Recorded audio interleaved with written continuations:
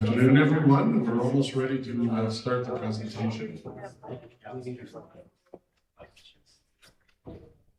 And so what we're going to do as part of this presentation is walk you through the process of selection of the preferred corridor. The project, my name is Don Parkinson. I work with Atkins Realis. We're the firm doing the BDPEA.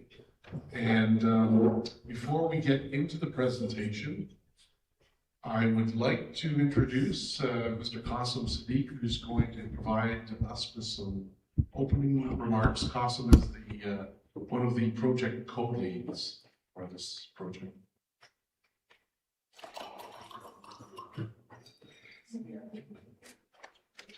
Thank you, Don. Miigwech. Good afternoon, everyone. Welcome to the Northern Road Link open house this afternoon. As Don said, my name is Qasim Siddiq. I am the project co-lead for the Northern Road Link along with my counterpart, Michael Fox. And I'm the co-lead on behalf of Martin Falls First Nation. We've been sort of conducting the process, the environmental assessment process and the impact assessment process now for a few years on the Northern Road Link. And as part of the process, one of our requirements was to evaluate the different options or alternatives available to us to be able to build this road.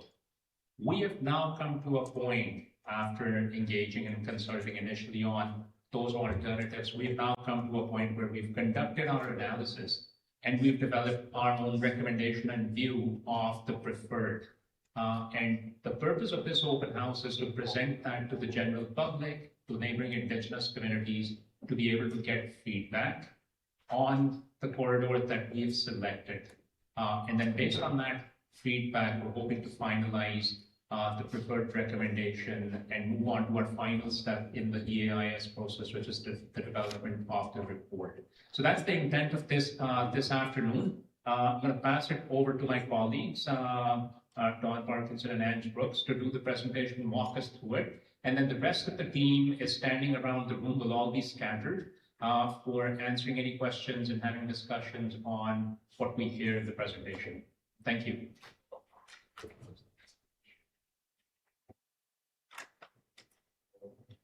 Okay, as I mentioned, I'm going to go through my piece of this presentation. It does get a little bit complicated, as you'll very quickly see. Process of doing the evaluation involves a lot of information. So we'll try to break that down as much as we can. So we'll start off with talking about sort of the initial, more subjective approach, looking at the good and bad things about each possible alternative. Then we identify the corridor options. We're going to talk about the inputs into this corridor evaluation, the weighting and scoring system, limitations of the process, results, and then we'll present the preferred corridor to you and talk about next steps. So just as an overview slide, there's a number of steps involved in this. The first step is to do what's called a strengths, weaknesses, opportunities, and threats analysis, or SWOT analysis. And this is looking at the good and bad things about each of the possible alternatives. And then from that process, we select corridor options that we want to take forward into the more detailed evaluation. Then we identify the factors, criteria, and indicators for this, what we call MCA, which is the multi-criteria analysis. And then we put this into the computer system, which is a geographic information system, and it's sort of an iterative process, going back and forth, running the model, adding in other layers as they come in. And then we get summarized results of this analysis. And then we reach the point that we're at now where we take this to communities, we take this to the public, the general public and stakeholders as well. So the SWOT analysis, we started with two corridors, the existing corridor west and the existing corridor east. This was in 2021. We added corridors as requested by IAC, or the Impact Assessment Agency of Canada. And these were related to caribou concerns, West 1 corridor, West 2 corridor. Then in 2025, the conclusion was that the existing corridor west was the most favorable of these. And then we went forward for further assessment using the multi-criteria analysis with existing corridor west and existing corridor east. So this next slide, it illustrates how the options were generated. In different areas, there are different directions the road corridor could go. So these were different options, and then of course we had to pick through these options, and then eventually the segments put together will take us from where we're starting to where we end. So this just gives you an idea of the two groups of options. So we're talking about the use of factors, criteria, and indicators as inputs into this process. And I'll get into the description of these with some illustrations as to what they actually are, but they're anchored to what's in the EA terms of reference, which is like the recipe for conducting the EA and for conducting the IA. The IA has the tailored impact statement guidelines, or TISG. Value components are identified as part of this process. Value components are typically, as an example, the things that you would study as part of doing this work.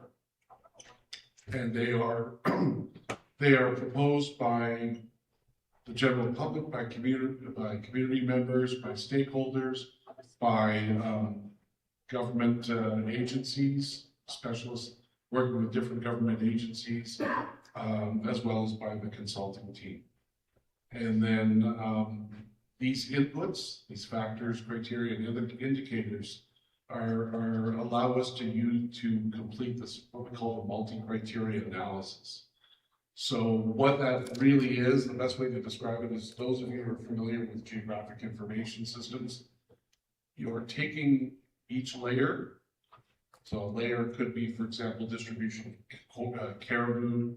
And if you can imagine these layers overlaid on each other, you pile these layers on top of each other, and then the computer looks through these layers and identifies for each portion of that area what the total score would be, for example. So the value of this is it allows you to go through a lot of information to evaluate a lot of information that's collected as part of the work and generate results that are transparent and that are visual. But it's quite an involved process to get to that point. So we use a GIS tool, a computer software tool, to look at these different map layers that are again covering the same geographical area and overlaid on each other. And so the data that we use as part of this work comes from existing data, from data that's derived from our field work as well. So there's existing data from provincial databases, from federal databases. Our field work, we generate data layers, map layers that are input as well. So the question is, what are these factors, criteria, and indicators? Well, just to get the terminology down for everyone, factors are a general term. So for example, the biological environment is a factor. So it's a sort of an overarching category. Within that, for example, you could have layers like caribou, you could have wolverine, bats, fish and fish habitat, and wetlands. And then we have, so these are the sort of the subsets within each factor. And then you have indicators. The indicators are associated with the criteria, and they're what's being measured for each criteria. And those are typically, they comprise most of the layers that go into this system. So they help us identify impact areas. So it could be indicators, could be areas of aquatic habitat that are impacted by the road. So where the road goes over a water course, whether it's a lake or a river, or how much of the footprint of the road intersects with provincial parks, for example. And I'm now going to pass it on to my colleague here, Ange Brooks, who's going to take you through some examples of indicators in the data sets that are input into the process.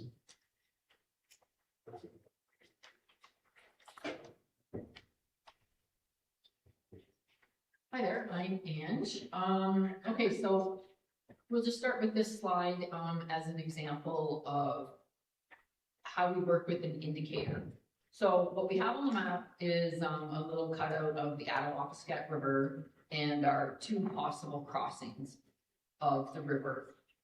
And an indicator is something that's measurable. So it's really simple to use this as an example. So for example, one of the indicators would be the area of water body crossed, the number of hectares or number of square meters. And then on the right-hand side, that shows the green is the Attawapskat-Wetaskiwin Provincial Park. And again, it would be the number of hectares of provincial park crossed. And that's the kind of data that we need for the model, something that's measurable.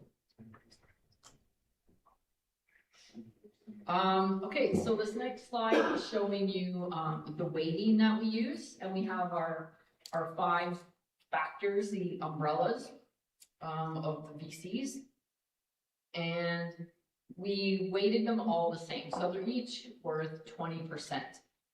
And how we figured out how to weight things was based on feedback that we got during earlier stages of the project, mostly from Webquay and Martin Falls First Nation. The scoring is how we represent each indicator in the model, and the scores are of relative importance. So for example, under socioeconomic environment, you can see that the provincial park is scored slightly higher than areas of conservation reserve. And again, these numbers were all based on feedback that we received. Now, there are limitations to the model, like Don explained, and I also tried to explain that we can only use spatial data within the model. So we can't use something like somebody feels like this area is important, because how do you measure that? So we have to be careful of the information that's not included in the model and some of it that isn't suitable for use in the model. Now, this is just an example of the factors and the criteria and the weighting that we use. And like I said earlier, the weighting is all based on a percentage.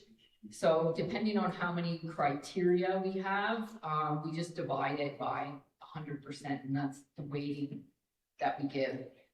But then if you look over on the far right column, the Pangea weight, Pangea is just the name of the model. You can see that some of them have slightly higher weight than others. I'll use socioeconomic again as an example. You can see that forestry, land use, or activities actually has no weighting at all, and the same with archaeological sites. And again, this was all based on feedback and how people felt what was more important than other criteria, and how important we wanted it to be in the model results. This is just another example. This is a biological environment.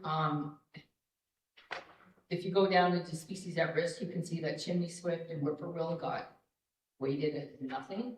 And that's because these species we were told to include in the model by the Ministry of Environment, Conservation and Parks, but their range is actually south of the study area, so we don't get those species, so that's why those were rated as 0. All right, so this is actually the results of the model. This is what comes out as a heat map. You can look at the insets, group A and group B options. The darker orange is considered less preferred and the darker green is considered more preferred. It'll make more sense in the next table. So this is just an output for the northerly options, options 1 and 2, F1 and F2. Again, I'll remind you, the least preferred is the dark red, and then the more preferred is the green. So you can see right away that the F1 option is less preferred compared to F2. Again, here's more results. This is just focusing on the Indigenous land use and resources in those two little northern options. If you look over there on the far right map, you can see that there's a lot more Indigenous values in the F1 portion, and that would be considered less preferred than the F2.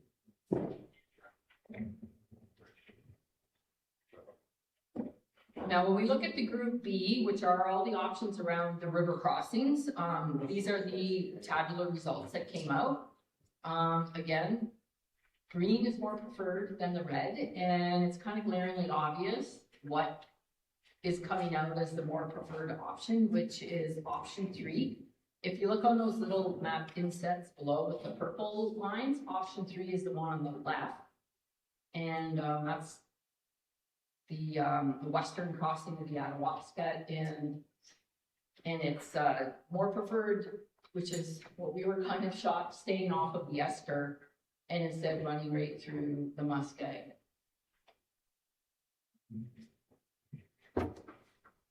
This is just an expansion of the Atawasca River crossing. We've had numerous back and forths with Martin Falls First Nation, and in the end, this is what they preferred as a crossing. We originally started out as the preferred engineering crossing of the Atawasca. It was slightly upstream of this location, but the community wanted us to move it downstream to avoid some sturgeon spawning areas. So that's what we do. We listen to the comments and we accommodate their concerns. And in the end, after all of the model run and the discussion with the communities, this is what we are presenting as our preferred corridor. You can see that it's the western crossing of the Atawasca, and then up at the top, F2 is the preferred little northern bit. And I think this is when I pass this over to my colleague, Michelle. Thank you very much. My name is Michelle Sear. I'm with the Aboriginal and Treaty Rights and Interests assessment team that's working on the proposed Northern Road Link project. What we undertake for that project is an innovative approach that's led by our First Nation components, which is Martin Falls and Webequie, which is the development of an Indigenous knowledge program. That Indigenous knowledge program is what feeds into the Aboriginal and/or Treaty Rights and Interests assessment, and it feeds into our process in 2 ways.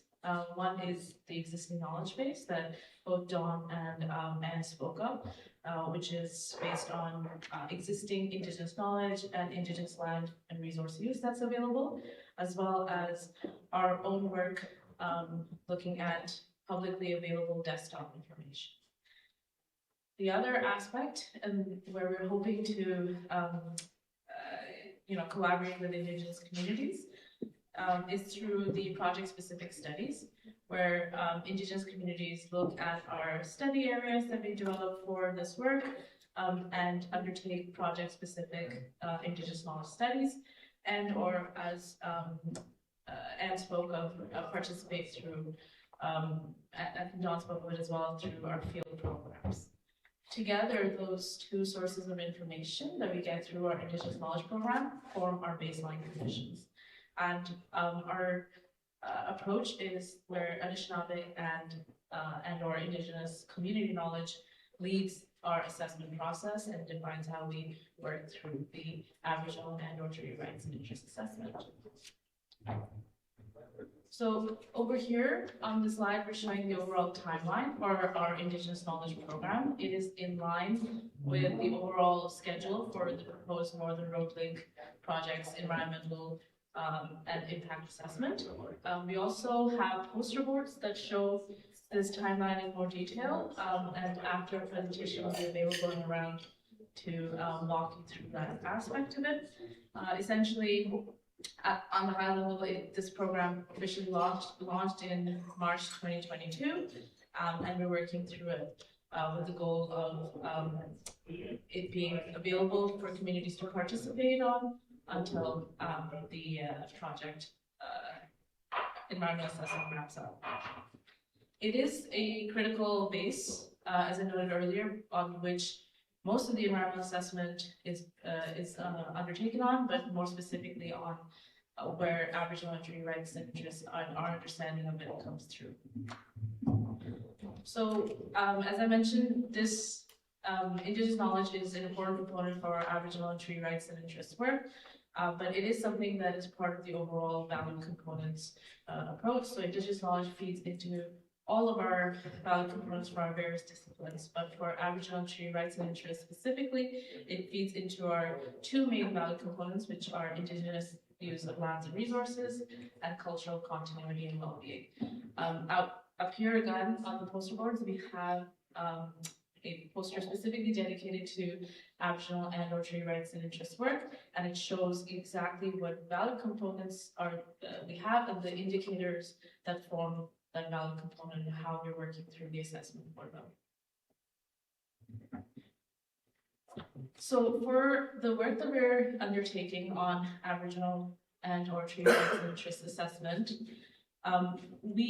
it's a three-step process where at first we develop an understanding of how of what rights are asserted within the project study areas. And this work is undertaken, both as I mentioned, through collaboration with communities and also desktop research. We then, after we develop that understanding of what rights are asserted, we then collaborate with communities to understand how a project will potentially impact a community's rights and interests and their abilities to exercise their rights and interests within the project areas. And then our last step is where we work together with communities to find ways to collaborate on avoiding, reducing, or mitigating potential project-related impacts, whether they be negative impacts, and also working with communities to enhance positive impacts. When I speak to the project study areas, I'm speaking specifically to Aboriginal and or Treaty Rights and Interests value components study areas. So these are our two study areas here. Our local study area is shown in the color teal/blue. This is the area that we're looking at for how a community's Aboriginal and or Treaty Rights and Interests could be potentially impacted by the direct impacts of the Northern Road Link project. And in yellow is our regional study area, which would look at indirect impacts of the project on Aboriginal and Treaty Rights and Interests. That larger study area in yellow is also where we look at the potential cumulative effects that are part of the process. Okay. Thank you so much.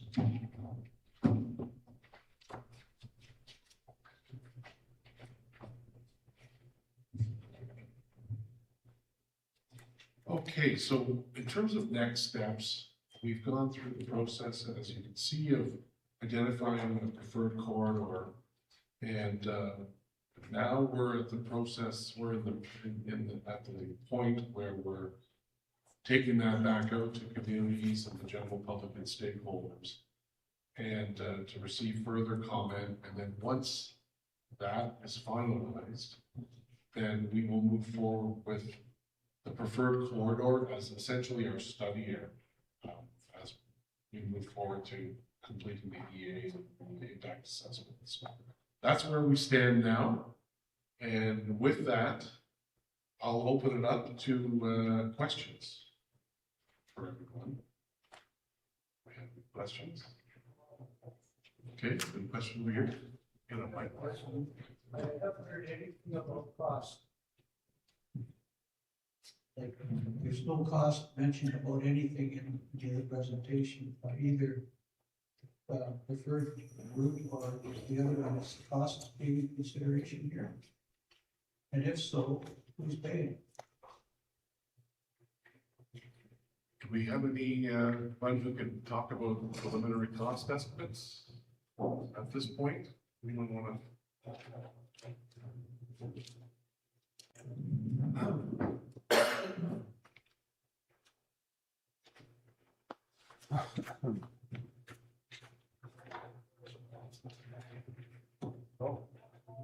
Cost estimates, good question.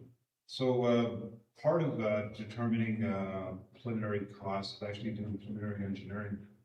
And we're still doing that right now. So a lot of the geotechnical work has to be done on the banks of the rivers and other sites so that they understand what the design is going to look like.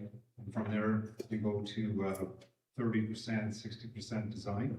And then whenever the bid packages are put together, then the whatever that procurement process would be, they'll finish the detailed design as part of it. So we can't really give you an answer right now until all the preliminary work is done, as well as the environmental assessment is done.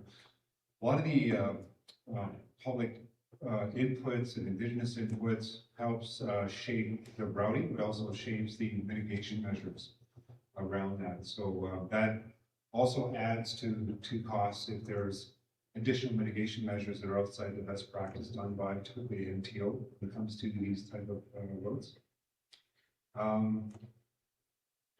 Even if we had, say we had 70% design, even 90% design, it really is, you have to do market sounding exercises out there with the firms that bid on these type of things to see what is the delivery model best suited to de-risk the project as best you can, at that stage when we get there. So maybe in 3 years, we'll be in a better position to give you Class D, maybe Class C estimates around this project specifically. We're at the point of choosing a route, right, that we can now move forward on. Right now, these conceptual routes, doing the geotechnical studies for 10 kilometers, or 2 kilometers wide, 2 kilometers, 10 kilometers wide. Yeah. And, 2 kilometers, so having the input by the communities, their homelands, and finding that 2 kilometer road, then we can look within those 2 kilometer roads and start actually plotting a center line to do more studies, basically. I don't know, I get this question all the time when we do public things, and who's paying is, government. It's going to be a joint venture. All public infrastructure is done by government. In other words, that's, Yeah, I mean, every highway is paid by public infrastructure. Show me a private road besides mining roads. the reason I asked that question is looking at that one map with Summer Beaver on it. Yep. And I unless I had a map in front of me that showed me the whole area right up to the ring, is that be considered, like up through Pickle Lake and up towards Summer Beaver and then beyond? Especially if you can avoid building bridges, big bridges, because bridges cost a lot of money. That's why I was curious about cost, anywhere you can go that you don't have to build a huge bridge, Yes. like the one you're gonna have to build over the, to get into Martin Falls. No, that's insightful. Bridge structures like that, especially those crossings are expensive. And so, we're talking about Northern Rolling here. There's been exercises on other routes, in the past. That includes the 4 First Nations, including the Nibinamik, as well as Wet'suwet'en and the Nibinamik did their own 2 studies. And for different reasons, they didn't move forward. They just you need willing partners. Yeah. Right, you know, and so right now, Weatherquay and Martin Falls are the only ones that put up their hand, kept their hand up. Right, and move forward on this, so here we are, there's been terrain analysis, constraint analysis, route analysis, going east-west, you know, to Pickle Lake, and, that, you know, it's still out there floating, but it, you know, I think, Weatherquay and Martin Falls have been, the only ones that really kept their hands up, and moved things forward, not just put up, we're interested in put your hand back down here, you know, because these are multi-year, complex exercises. One more question, why wouldn't you, work with, these hydro development, like some of these hydro lines that are going up north? Because the road would give hydro access to their power lines and their towers. That could be a cost saving, wouldn't it? So are you talking about like, water power, or are you talking about transmission lines? Transmission lines, because Yes. there are transmission lines that have to go up there. So is that being considered with the road system? So there's early discussions and right now in engagement, in fact, there's people in Toronto at the IESO, forums talking, about transmission lines and transmission planning. It does make sense to align, existing corridors that are being planned with, this road, but, again, it's up to, it takes consensus.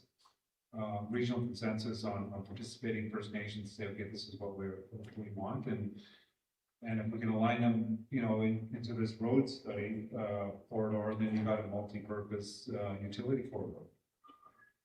All right, thank you. Any other questions? This keeps me engaged and awake, if you got, Yeah, I have one. there's one here, and there's one over here. Then we got a third one there. Oh, let's go first. Is the product hole at the end of this rainbow, this ring of fire?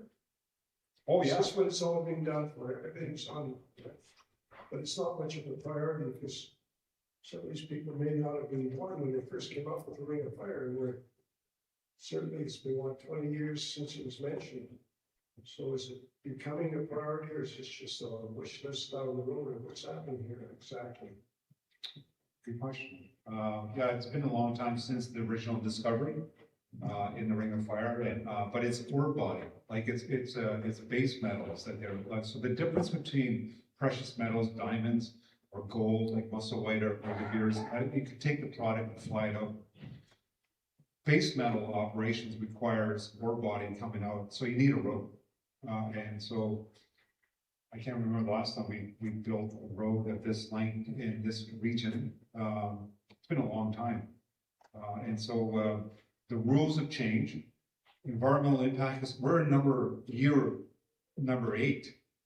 It takes that long from conception to completion of an environmental assessment process. It's been a criticism, you know, for a couple of decades. It takes too long to build things. So here we are, you know, it's the most rigorous and robust set of studies ever done in this region. And had to be done by these two communities so they can figure out what is the impacts and then make informed decisions around this particular infrastructure. So these base metals will still be required by the time you get up there? Oh, yeah, like, so, you know, right now it's stranded opportunity, right? You need a road or rail to get it out. Until the road is built, it's just a stranded opportunity. So these two communities put up their hands and say, we'll be the proponent of this EEA, and this particular one.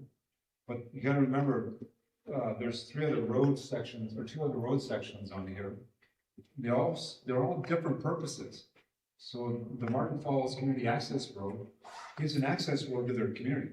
So that's the bottom part.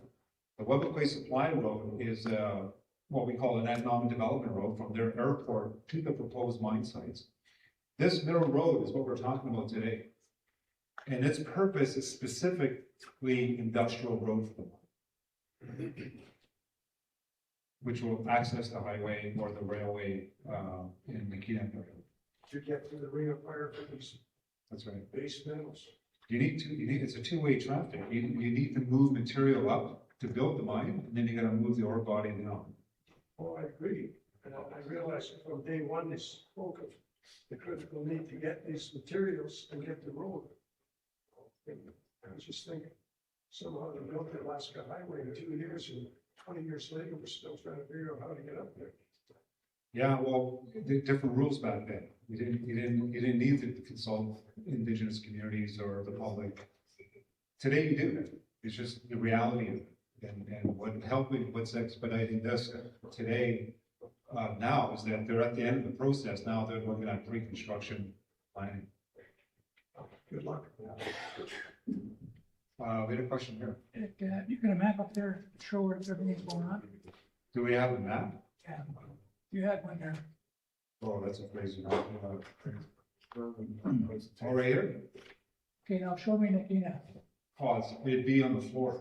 Down the floor? Yeah, it'd be, like, so the Martin Falls, yeah, if the Keno was on the floor, then the Martin Falls Community Access Road would be going up and touching that, blue section, or the purple section. So that's all past Nakina, That's right, that's right. north. That's the middle section of the Northern Road Link. That's what we call it the link. It links to 2 other projects.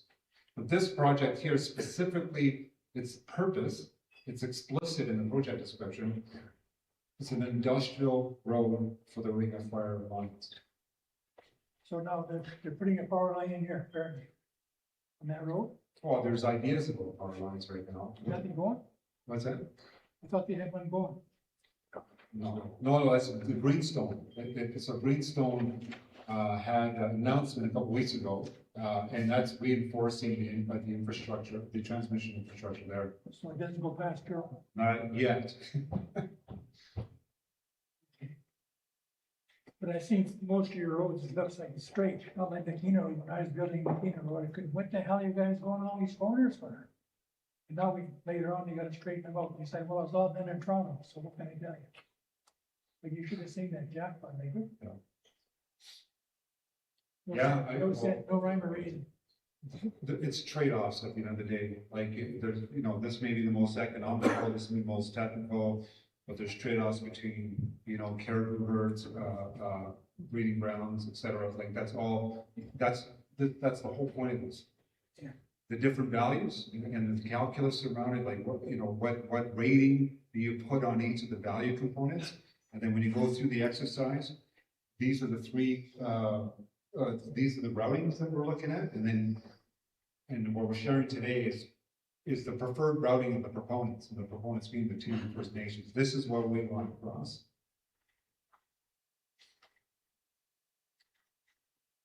One over here, one here, and then over here. This on? It is on.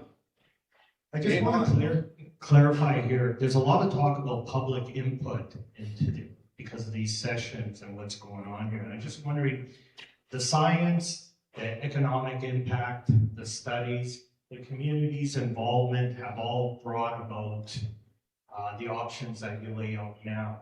I'm just wondering the weight of public input. How does that, in my eyes, the work's been done and you got your choices. How does public input sway that? What weight does it have? And should somebody's doing the work to get this done, and the public's not exactly the experts on this. So what weight does that and the definition of public input into the decision making of what the route is going to be? Well, that's a good question. So I would say the public input, the different platforms on that, the way the agency does it, the federal agency and the provincial, it's online. So if you went to the Federal Impact Assessment Agency, you will see all the comments all along the development sequence. So the initial project description, it went out for public, you'll see, I forget, 200 plus submissions and people interested in the project, both pro and against. And then all along the road, right up to the, well, right now, the submission, the final submission to this. So for the Northern Road Link, we're midstream. The other 2 projects did the initial submission, all the public input was put into, as well as the Indigenous participation, whether through IK or through the engagement sessions we have with our communities. And that helps inform and shape the project at the end of the day. If you were in early days, we had probably 2 or 3 other major things through a process of elimination of the people that lived there. They said, no, that's not a good area. That's where we hunt for moose, or that's where we, or we have cabins in that area, et cetera. So it moved. So we're, 2 or 3 years in, this is now the final set of options through that. So those things are taken in real considerations. Both when you say the public, it could be municipality, it could be tourists, hunters and anglers, it could be it's everybody, people involved in protected areas and parks, et cetera. So we get a lot of it's all online, and it's in our final report as well. Every input that we receive officially, that's through, it's all in our record consultation. Okay, we had a question there. Yes, thank you. Just thinking, I guess maybe from a political standpoint, I'm not sure if you would actually be able to answer this. Is this an environmental process through the federal government or the provincial government? Is it what? Is it a provincial process or is it a federal process? I would say, well, right now, there's what's made this interesting is that it was the first Indigenous-led major undertaking under the Impact Assessment Act, right? And also under the provincial process. And in that, what that means is that as Indigenous proponents, you submit your project description to the federal government with what you think, who needs to be engaged, who's the primary set of communities, what set of studies you prefer, as an Indigenous proponent. It's not like Hydro One or OPG, they follow a Class EA, here's the typical set of studies. When you're the literally Indigenous proponent, you decide on that. And because it's on the homelands of these two communities, they want the most rigorous and robust set of studies so they make an informed decision. They're generating the information to make an informed decision about this project. And so you want as much information as possible on all the value components, whether that's the water, the fisheries, the caribou, all the stuff that we're showing on the wall here, so that they know what the impacts is and they can weigh it against the benefits. You've said that this has been an ongoing process for up to, I think, 8 years, you were saying? The 2 other projects have taken from initial conception to 8 years. So based on those current timelines, and I know that the federal government and the provincial government have passed bills, Bill 5 and Bill C5, has this area been designated a special economic zone? Not that these 2 communities have community-based land use plans. So I know that those 2 policy documents from the province and the federal government are meant to expedite processes like this is what's happening right now. How much do you anticipate is going to be time is going to be saved in terms of the timeline to complete these studies?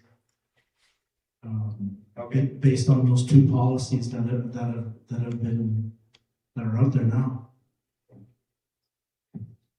There's this confusion out there about where this project sits in relation to the 2 bills they're talking about. So, and there's intentional confusion. My job a lot of times is to unravel the ball of confusion, not add to it.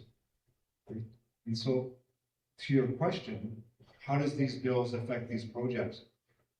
We're at the end of our process for the 2 projects. Nothing's when you say shorten the process, what you're saying is narrowing the number of studies that have to be done, right? That's how you shorten it. We're at the end. The amount of studies still remains. We got people right now, 3 crews up and running. Nothing's shortened. The mitigation measures that they're putting forth that you can review right now online, if you have better mitigation measures, we're open to it. That's the whole point of public consultations. Doesn't lower, because it's Indigenous projects. They're not going to lower their own mitigation measures. you know, despite whatever the law is. If the law says this is where the threshold is to mitigate these effects, well, the communities, it's up to them. No, we want it up here, like we had it before.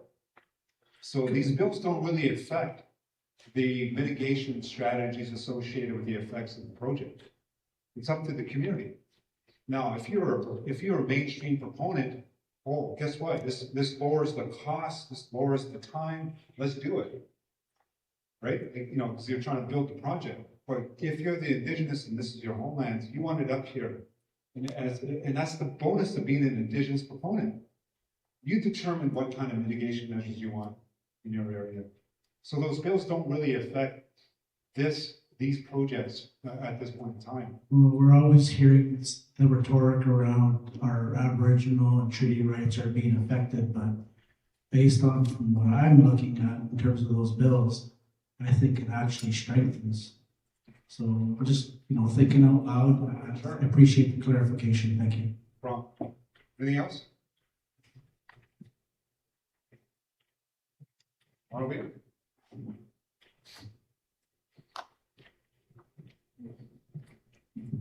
Thank you.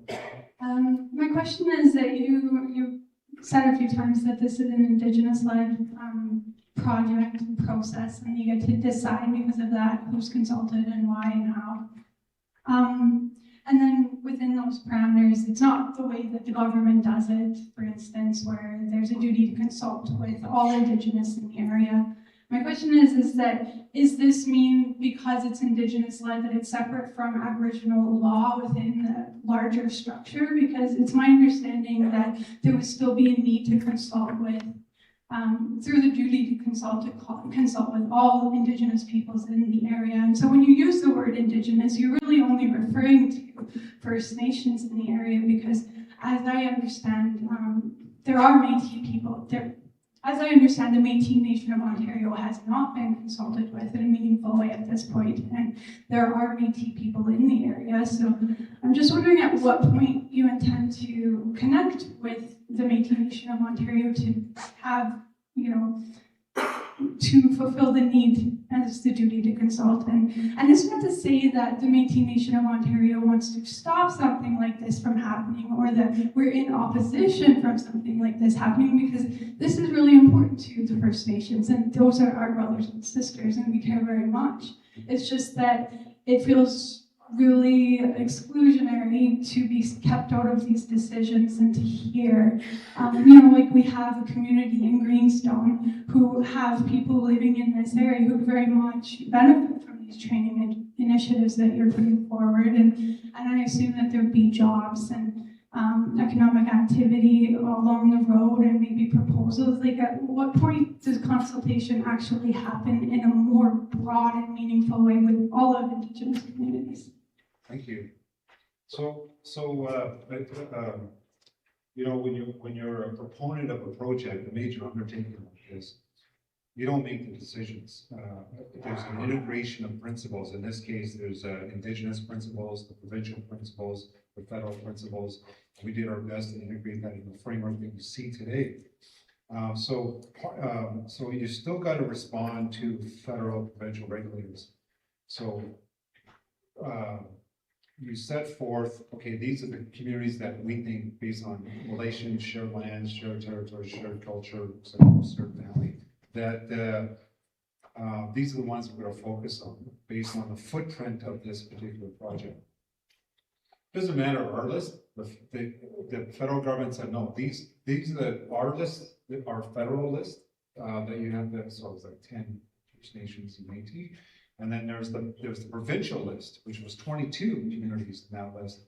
So as the proponent, you have to do the engagement. So the Métis Nations of Ontario is on that list. Zone 2 or Zone 3? Yeah, and then not only that. And so we did get the email to come to this.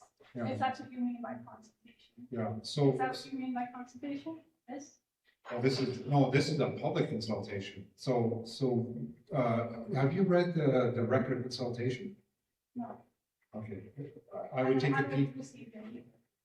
So there's in all the three projects, there's a record of consultation. Métis in them.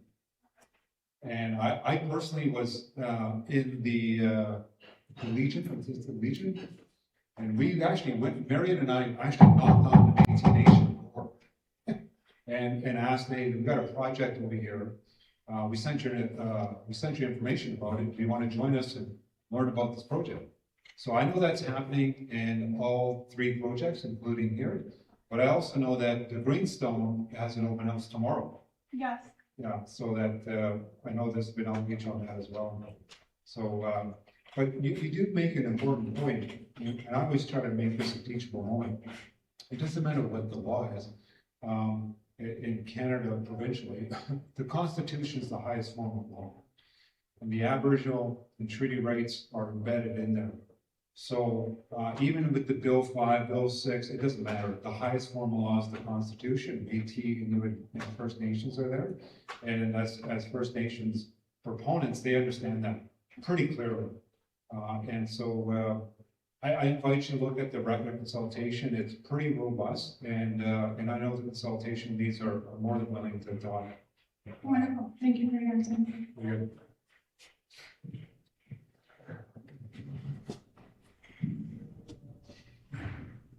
Anyone else? We got teams here. We got our technical team, who's, you guys saw them earlier, but, we're around. We're more than willing. Costin's here. Costin's my counterpart. He's in the back of the wave. So I work on behalf of Webequay. He works on behalf of Martin Falls. We're the technical co-leads. We're actually project managing, this particular project together. So, any technical questions, please come see us. Thank you.